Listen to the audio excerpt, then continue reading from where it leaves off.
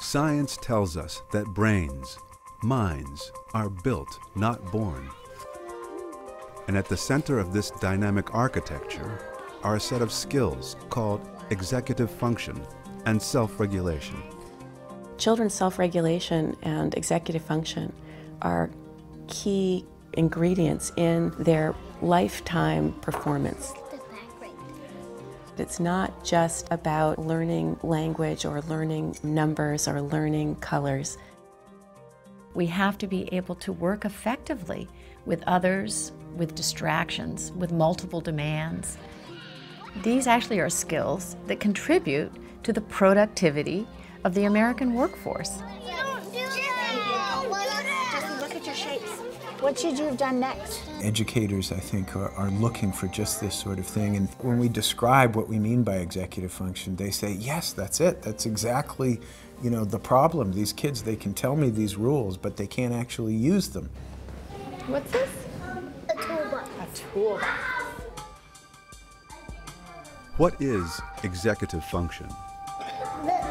Safety goggles. Safety goggles. Probably the best way to think about it is sort of like an air traffic control system in the brain. Just like an air traffic control system has to manage lots of airplanes going on lots of runways and really exquisite timing and so on. A child has to manage a lot of information and avoid distractions. We really think of it as involving working memory and inhibitory control and mental flexibility. Take a situation where a child is having to take turns. So first of all, the child has to have inhibitory control. The child has to be able to stop whatever he or she is doing and let the other child take a turn. Cute. But when it's your turn again, you also have to remember what it is you're supposed to be doing. So that pulls on working memory. If the children who are taking the turns after you do something unpredictable, you have to be able to adjust what you're going to do next. And that requires mental flexibility. Children who are struggling with these capacities often look like children who just aren't paying attention, or children who are deliberately not controlling themselves. If you don't have self-regulation, you act out and the teacher puts you in timeout, and so then you miss part of the learning that's going on, and then you are more upset because you're behind, and so you act out, and so you get this downward spiral. How does executive function develop? 7. And +4. In little children, and even in the infant and toddler years, you begin to see the roots of executive functioning skills.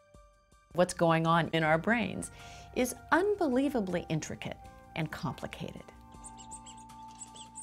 The prefrontal cortex, or the front third of the brain, is important for executive function. But it's more than just prefrontal cortex. This region doesn't act alone. It's involved in controlling your behavior through its interactions with all other parts of the brain. The brain goes from a situation where you've got nearest neurons communicating very strongly with each other and ignoring the rest of the brain, to these widespread networks that are connecting these different areas. Executive function changes over the life course. It improves radically over the first few years. I got a match prime. It continues to improve throughout adolescence.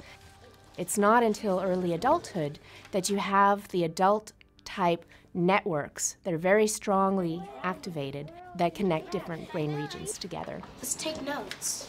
Also, we believe that executive functions can be trained. It's just like going to the gym. So the more you practice in these areas, the stronger the capacity is likely to become, because you're hoping to strengthen those neural connections. You're at 24. Slowly but surely, you're going to be able to step back, and that child's going to go into the world with these skills where they can get along with other people, change rules, and they can be flexible, and they can accomplish new things, and they're unafraid. I got bit by my dog in my arm. Oh dear. If we don't learn these skills, During the childhood and adolescent years when they're coming online, we are really ill-equipped as an adult to hold a job, to maintain a marriage, to raise children, to get along with each other, to basically be part of a civil society. You're okay.